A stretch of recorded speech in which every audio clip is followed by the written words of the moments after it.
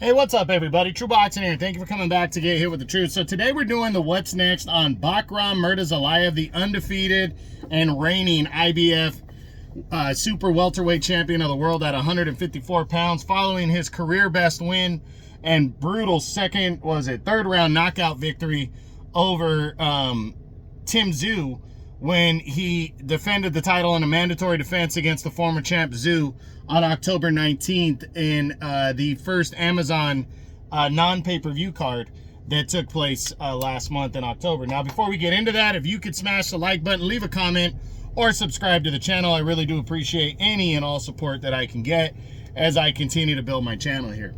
So, Murtazaliev is a world champion. In the What's Next videos, we're going to talk about him potentially unifying belts first against the other champs. And then we'll talk about what his possible options are. This win was fucking monumental for Bahkram Murtazaliev. I mean, what a win, what a decisive win. The guy proved himself. He came in you would have thought he wasn't the world champion. Nobody was giving him a chance. And I honestly felt he had a chance just based on the style clash. You know, Tim Tszyu's a guy that comes straight at people. He was coming off a loss. He had a statement to make, and he was just going to come right at Murtazaliev, and I think everybody knew that, and Murtazaliev just ran him over. And so it was a great victory for him, and now what's next for him? Let's take a look at the other champs. We start with unified champ Sebastian Fundora. Even though these guys are both PBC guys, there's no chance of this fight happening next because Fundora has his sight set on a showdown with Errol Spence Jr. that's taking place, supposed to be first quarter of the year once they get that worked out. So I don't see Murtazaliev and him being a possibility, Fundora being a possibility next to unified belts. The other champ is undefeated WBA champ, Terrence Bud Crawford. I don't see it. I mean, it is possible, but I'm leaning towards the less likely just because I think Crawford wants to focus on bigger fights. But Murtazaliev knocking out Tszyu the way he did, that might make sense. And Bahkram is in optional mode because Tim Tszyu was his mandatory. So Bahkram can pretty much fight whoever he wants. Would he fight, would these guys lock horns? That's the big question. So now that's unification right there. I think the Crawford fight is possible. Especially now that he destroyed Tim Tszyu. I don't think Sebastian Fundora is possible to unify.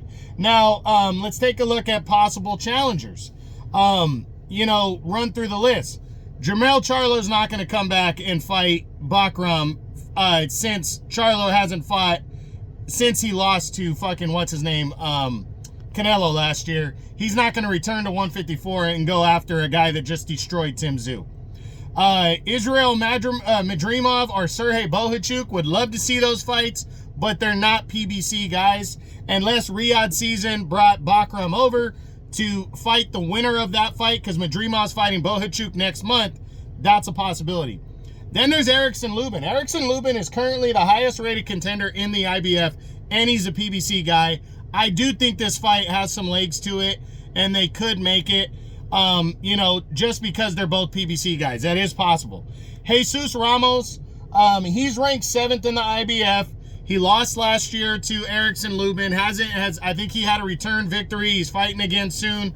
I right now, even though he's a PBC guy, I'm leaning towards the less likely because he's not a big name and he lost to Erickson Lubin. So I think they might keep him away from that. Other guys, I don't see Brian Mendoza. Virgil Ortiz, I don't think they want to make that fight right now, especially after the way Ortiz looked against Bohachuk and the way Murtazaliev just destroyed Tim Tszyu.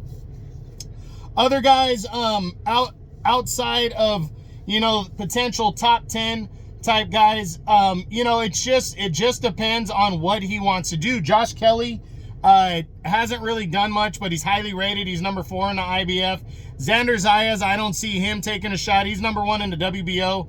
I don't think he's going to take a shot.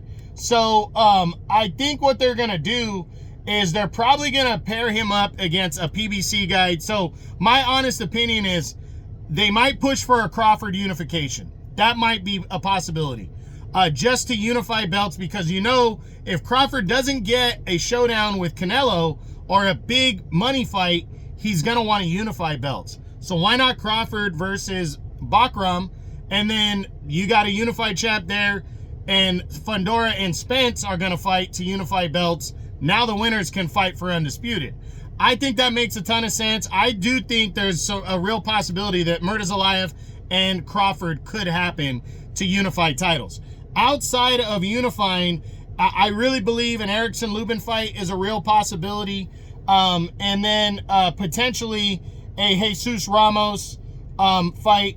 Again, outside of the PBC, I think Virgil Ortiz Jr. and I think the winner of Madrimov and Bohachuk definitely could be possibilities. So we just got to wait and see what happens. But Bahkram Murtazaliev should get a good, solid opponent next, and I can't wait to see who that might be. So, and also an outside one, maybe Boots Ennis, if the IBF orders him, but I'm leaning towards the less likely. They're not promoted by the same people, and Boots is going to make his debut at 154. Does he want to go straight after a killer like Murtazaliev following the win over Tszyu?